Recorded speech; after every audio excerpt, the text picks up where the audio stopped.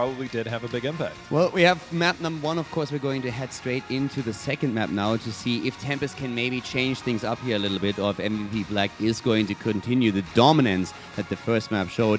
And we are heading into Cursed Hollow. Wolf, what would you expect to change here, considering that this is now once again a 3-lane map, a lot more macro opportunities here for both of the teams? I think we'll probably see an earlier priority of Illidan. They wanted to save that melee to the last part, but Black already had kind of answers for Illidan, especially Rich there in the solo lane with the Chen. It was a 2-lane map anyways.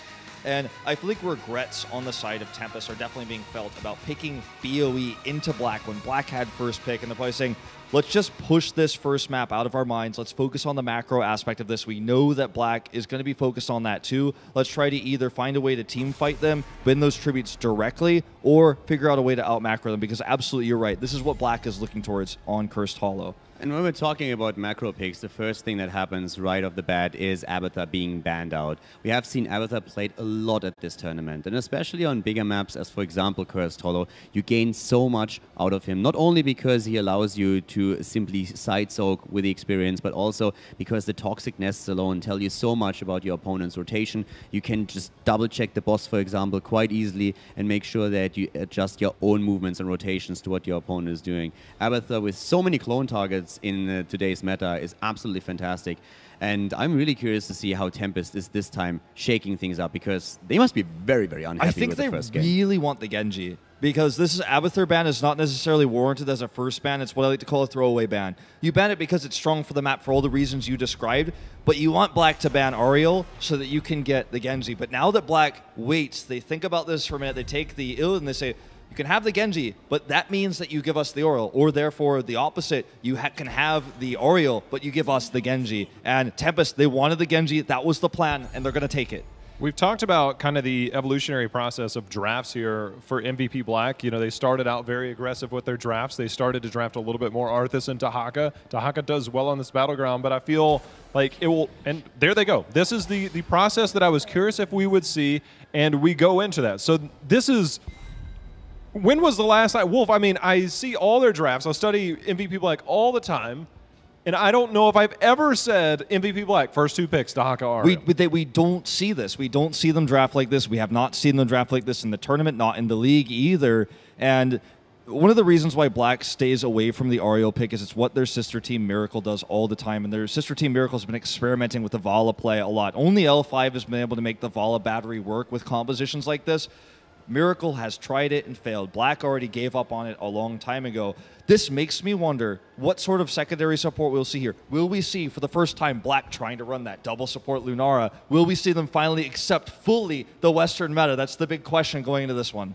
Big question, are they going to go full AU or not? Yeah. Lunara? Especially, I mean, is that what you're thinking?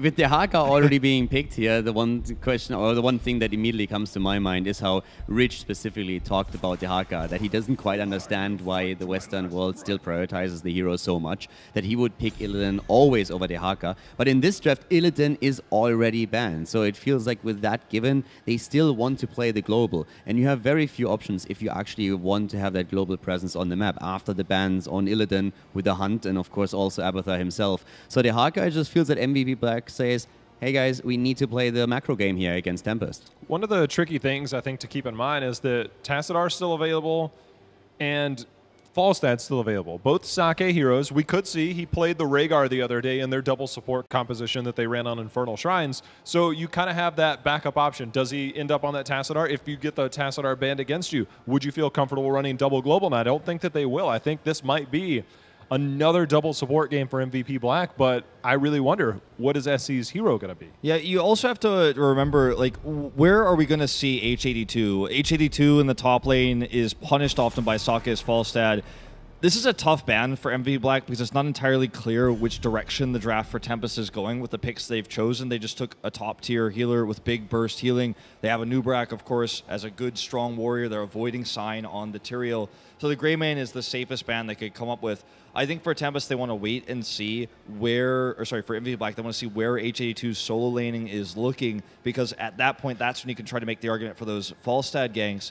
For Tempest, I think they're asking the same questions we are. Are we going to see like Uther locked in here with Lunara? Are we going to see something we really have never seen in Korea? Of course, all of these players, all 10 of them and their coaches, watched the Western Clash. They know the EU meta, but they're not comfortable with it. And it looks like Tempest has decided this is still the safest play, is to remove the Abathur. Don't allow Auriel, Abathur, Lunara. Even though Black doesn't play it, it's still risky to give him the opportunity. At this point, you still allow Tassadar to be taken, so there's still a lot of options for Black if they want to go into these double support comps. But taking Abathur out is already something, as you said, they probably saw in the European and the North American scene, since the combo with Auriel and Abathur is insane to go up against. The sheer utility, it's not only about the heals and keeping a target alive, but the utility that you get out of the combo with all the stuns, displacements, thanks to the Detainment Strike, works so well in these team fights. So at this point, Black, they still have the option, but they would still need a battery. And of course, the two that come immediately to mind would be Vala, but also Lunara that we talked about now several times. But I think to further that point is that there's a third option in Cassia, in the sense that we don't see a lot of Lunara played by SC. So I wonder if they're either going to, they end up going to the Cassia. Okay, so that, to me, I almost wondered if they were going to hold that pick and try and see if they need to go. But I think this also gives them the availability to hold the last pick to see,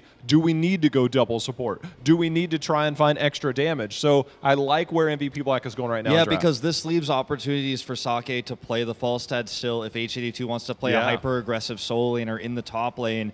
Still, I worry for the Cassia pick because on the other side of things, her trait, obviously her blocking of auto-attack damage, the majority of it while moving, isn't going to be effective if there's another mage coming into play here, say a Li Ming. Not as powerful suddenly, and sure, Auriel can help block some long-term slower damage, but dealing with the burst, if you use your hope early, perhaps Li Ming gets the kills, gets the resets. Arthas also, you know, strong against heavy melees, but not so much strong against the mage play. When you talk about the differences in meta between the East and the West, the one thing that, or one of the few things that we can definitely highlight is the priority of Cassia. We see her played in the Western scenes for sure, and also oftentimes banned, especially if you are attempting to head into a strong Illidan composition. But the priority and the frequency with which we see Cassia currently is incredibly powerful here, and very specific for the Koreans.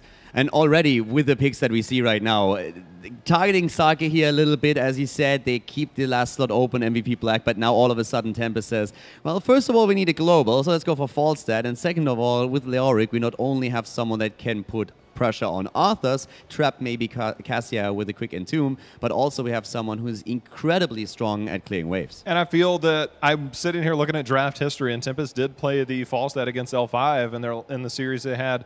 And so I wondered, would the Falstad kind of be the answer there? And I'm hyper-critical of Falstad Genji compositions. Yes, Genji's a great hero. Yes, Falstad's a great hero. But in terms of team fighting, it's a very weird approach, I think, in the way that it's managed, is that Falstad doesn't necessarily put out high damage numbers. He gives you control, he gives you the global, but when it comes to team fighting, I wonder if MVP Black is thinking, do we just fall back to Tassadar, or do we try and fight with a little bit more aggression? There's also the question, though, how do they play with Falstad now? Because we have actually seen a Lightning Rod build before. So the question is, do they go for full utility, and are they afraid of maybe any kind of assassin? Because they played that build against an Illidan, where it makes a lot of sense to be a bit more protective. I think we might see Gathering Falstad possibly as well for the burst damage to try to target down Auriel specifically or make her Aegis first. Then you can Gust and everyone else gets blown away. Auriel comes out of the Aegis. She's stuck there alone. You have Entomb. You have a lot of different lockdowns. This draft actually feels to me, what we're seeing from Tempest reminds me of some of the drafts we saw from Fnatic back in the fall season of 2016. The Leoric, the Falstad together with the Anub'arak coming in.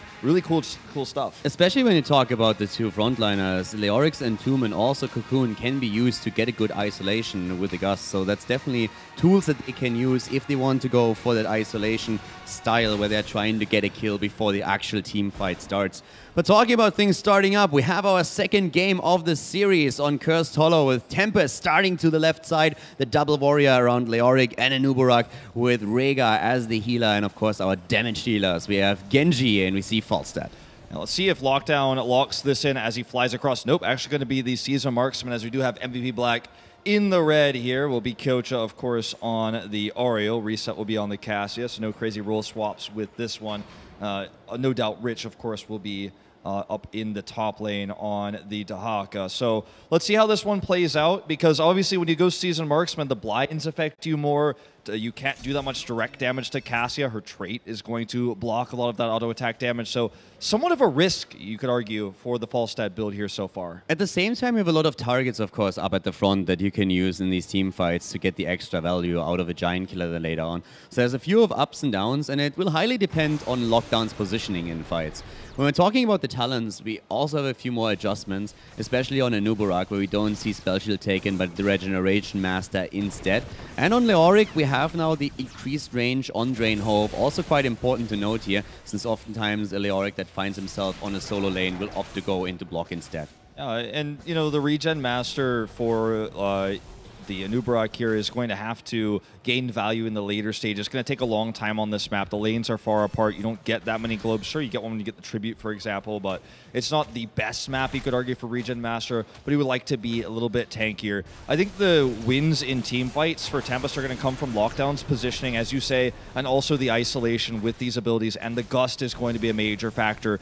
Pre-10, if Black gets the Curse or gets one of those boss plays on Curse Point, I think Tempest might just fall apart at that exact moment. Yeah, Black is currently putting a lot of their eggs into a basket where they're attempting to lock someone down, and that's what they're trying to do against Hyde already. The Haka's Drag and the Howling Blast through Arthas is going to be incredibly important to them, since those are the tools that they will use to put Cassia into a position where she can do the damage. Now, with that in mind, that they try to really highlight Cassia as the damage output, what do you think we're going to see on the side of Tassadar? Since there's two arguments to be made here. One, that with Archon, which we have seen mostly so far in this tournament, you have a great tool that gives you additional power and especially, of course, damage from range. But you could also argue that as these fights are mostly happening in small corridors, if you get a good force wall off, the isolation and then Cassia getting the value could also be something that you want for your team. I've been thinking about it a lot because it's a really tough question. And when you look at the mobility, like a barrel roll over the wall, have the Genji can dash over the wall, Anubarak gets out just fine, but the detainment strike in those choke points, I think makes an argument for force wall here. Makes it a lot easier for Dahaka to get those tongue grabs. You have to play very reactionary against the force wall. And I don't think this game necessarily goes to 20. It very rarely does in Korea, so where we could see the value from the Twilight Archon. So I'm personally leaning towards that force wall, but already Tempest gets the first tribute, so this game doesn't necessarily snowball away from them. Yeah, I'm definitely torn on the side of Tassadar. This is something that MVP Black can decide later on, depending on the flow of the game. But so far, we have the first tribute taken by Tempest, and we actually see on the side of Leoric now also Royal Focus as the talent. Europe started it. It was actually something where especially Expert and Fnatic experimented a lot with the build, and now the rest of the world has basically adapted to that style where you can easily wave clear and try and just macro against the opponent's team. Yeah, it's something that we didn't see in Korea for a while, but after obviously its popularity in Europe, Korea did adapt to that. We still see New York less often than we did in Europe for a very long time, but definitely starting to make a comeback, especially in this tournament. We almost saw it never in this form of the league play, but let's see what happens when the next tribute spawns and as well where it spawns, because obviously Dahaka can do a lot of split soaking. Looks like it's going to be actually on blue side though, so Dahaka already towards the middle. We'll see him rotate up. So Rich is going to go up there. It's going to be Rich and Lockdown dueling in the top lane as the tribute spawns. It's important for Black to at least delay this for as long as possible while they have that top push. I really like the camp that was just taken by Tempest. This is perfect timing for them. It's centered around the tribute. It's maybe even taken a bit too late. Oh! Especially if Sign dies here, but he is able to get out. The problem is that now it's going to be harder for them to actually delay it. And oh my god, Rich goes in Sign's from behind. movement, though. Sign's movement here was insane. It's not going to be enough to save him, but you have to give the guy credit. I mean, this is before Cleanse was available. This is before Ancestral. No saving graces here, but Black is going to win this tribute fight. The only thing that they really have going for them is with the sacrifice of Rich rotating in to guarantee the kill, they do lose that top soak. Lockdown is dominating it up there. He's already starting to actually damage the top wall there for the fort, and he's getting those extra marksman stacks, which make him stronger going into the mid game. It was a really interesting situation since the camp in the mid lane and the timing of it was fantastic for Tempest. Their objective could have been to simply buy some time so that the camp gets more value, and also it buys time for Falstad at the top lane. With the Anubarak dying, they all of a sudden were so much under pressure that they couldn't go for those continuous interrupts against the tribute channel.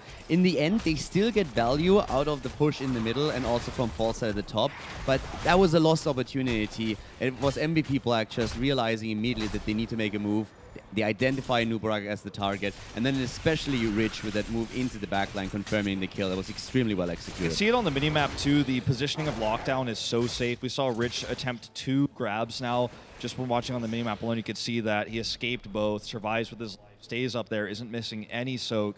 As the next tribute is going to be so important because it will be curse point for the winning team as we move towards those heroics. Whoever gets this is going to have that extra edge, could even potentially try to boss with a level 10 advantage. So you want to be careful in this fight. You don't want to overextend. Rich finds himself caught here though, and this is a trap I don't think he gets out of. Yeah, we have Tempest just going completely ham on him here. Hit Rich trying to run. Finds another bush that's going to speed him up a little bit, but in the end, he's going to fall. And the problem is, him delaying his death is actually going to play in the cards of Tempest even more, because now they can fight over the tribute. They just have to delay a little bit. They can move in. It's a 5 versus 4 situation, and Black is, in the end, not going to be able to channel this one through. Yeah, he could have come back immediately if he died faster, but now he's not going to be able to. So essentially, as you say, he does delay the death timer here. Better position for Black, and Ariel is a pretty strong support, giving the extra sustain. It looks like with the Falstad in the top lane, Tempest is willing to give this to prefer level 10 instead of, or at least not fight until 10, instead of actually trying to get this tribute and get the curse. That's level 10, and they're going in. They want to go for reset. The blinds come through, but the Dragon Blade already used. Here comes the Gust for the isolation. Good by Cassia. Nice knowing you, and they continue.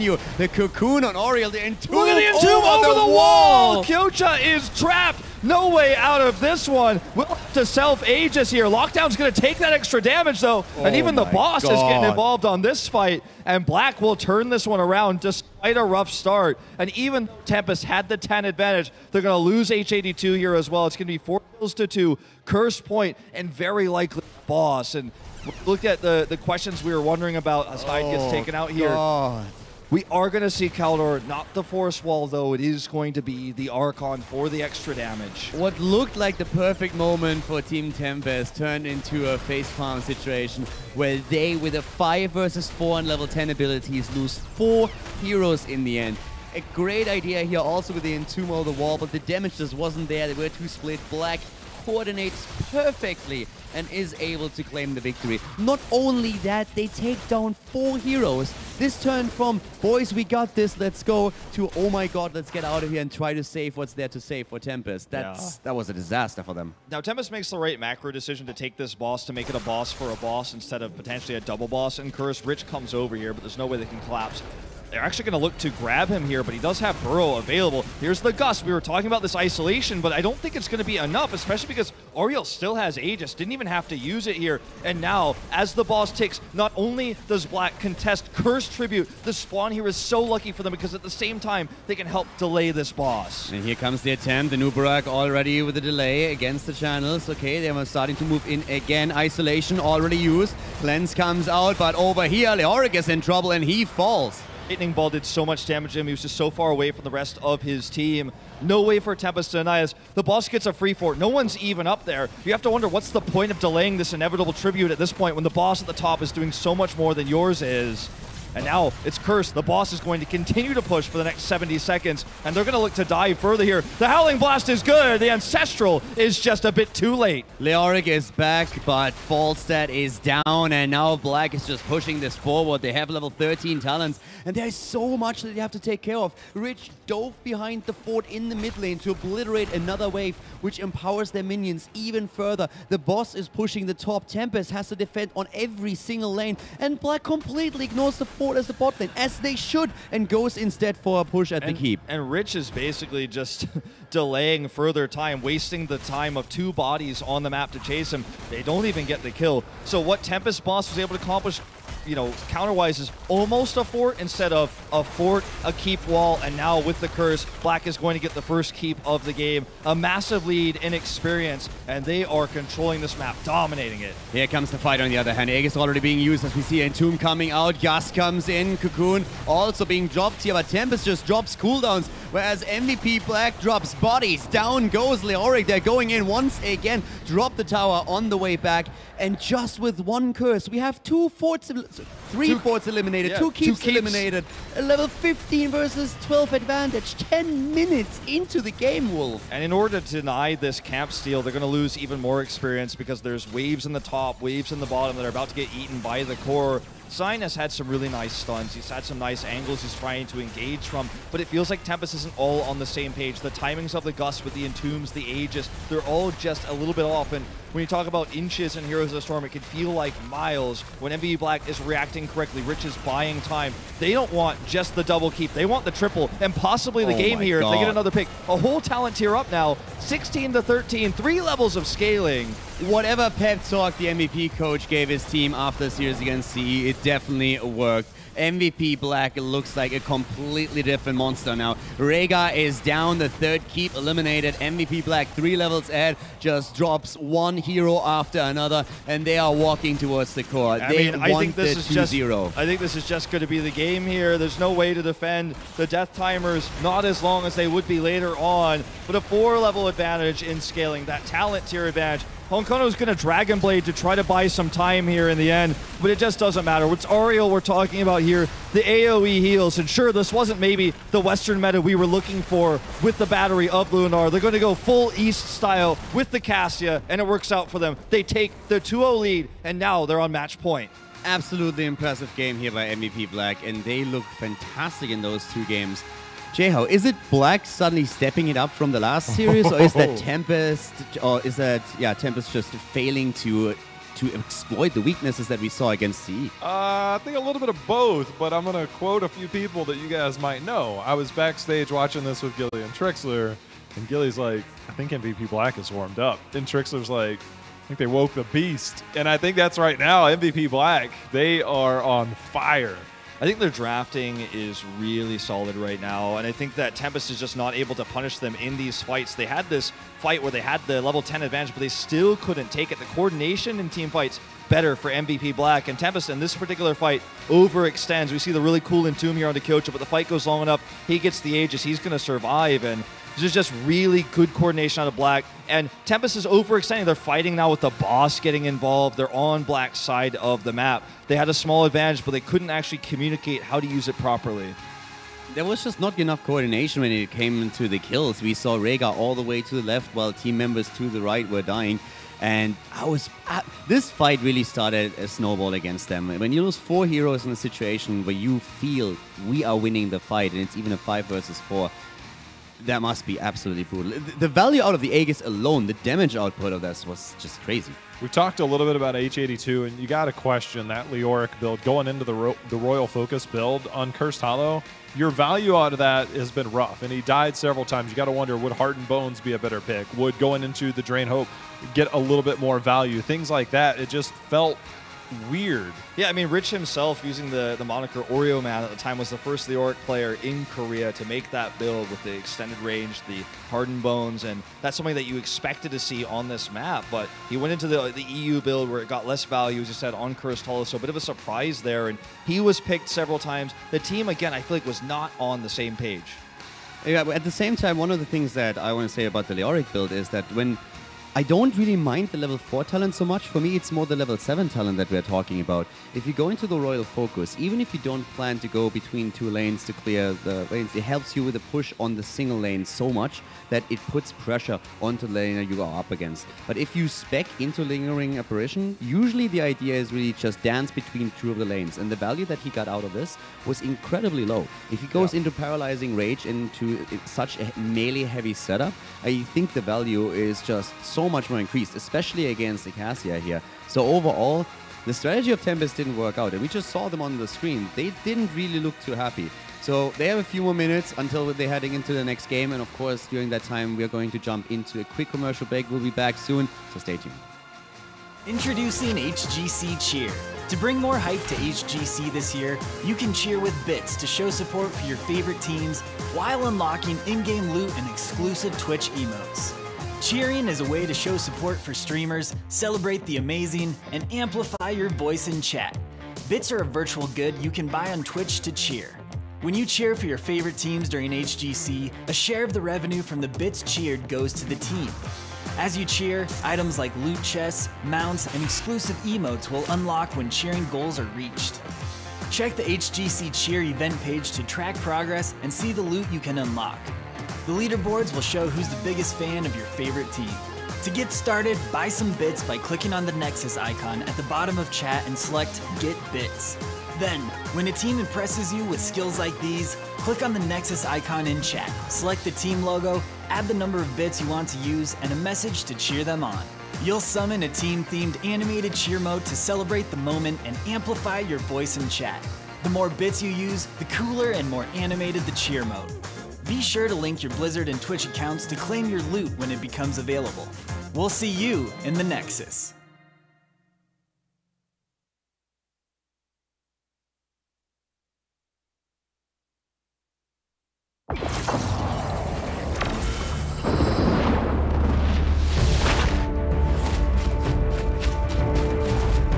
It is said that I hunt alone, wandering these bitter lands, far from civilization.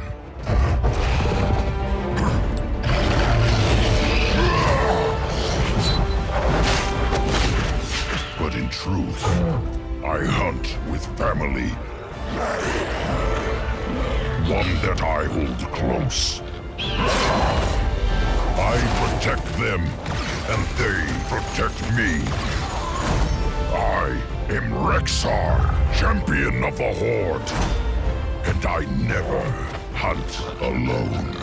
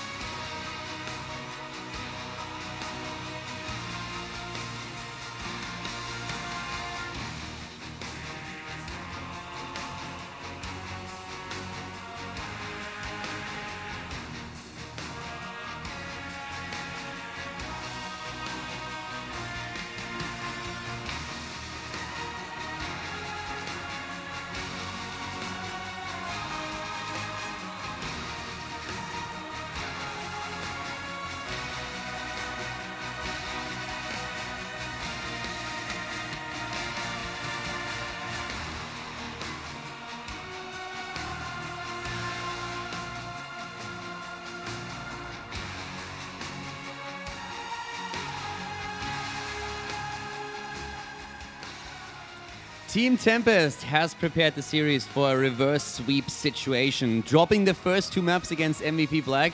And if they really want to make a reverse sweep happen, they have to start right now. They What are you smiling about, Jay-How? Well, I mean, I'm sitting here, I'm thinking about what I saw out of Tempest for the first few days and what I've seen out of Tempest tonight. And it feels entirely different. And I think that if there's a team that has the potential to turn this around, it's going to be Tempest. I mean, I feel like they could, if they draft better and they repeat the performances of what they showed us the last time they played against Black, they could bring us to a 5th game. But right now, mentality-wise, draft-wise, I don't feel it. I feel like Tempest is underperforming. And when we saw them play against Black, Black drafted predictably. They drafted predictably in several of their series, actually. But it feels like now they're changing it up. They brought in the Oreo when it was given to them. They kind of tricked... they kind of tricked Tempest into the Genji draft. They pulled out the Oreo, and we thought they were going to go Western style. I was like, I'm just trying to keep this death serious for a second. And they brought in the Cassia. The Cassia seemed to be a good pick for them. It wasn't the strongest ever. The Falstad, we talked about what Falstad is normally able to accomplish. Couldn't happen there. We saw some gusts. We saw the isolation attempts, but they didn't work out as well as they were planned to. Beautifully said. Yeah, I mean, that's... Okay.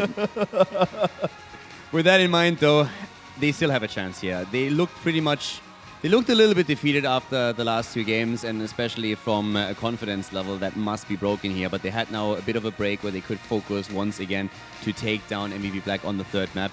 And as the 3rd map, as you can see here, we are gonna have Dragonshires.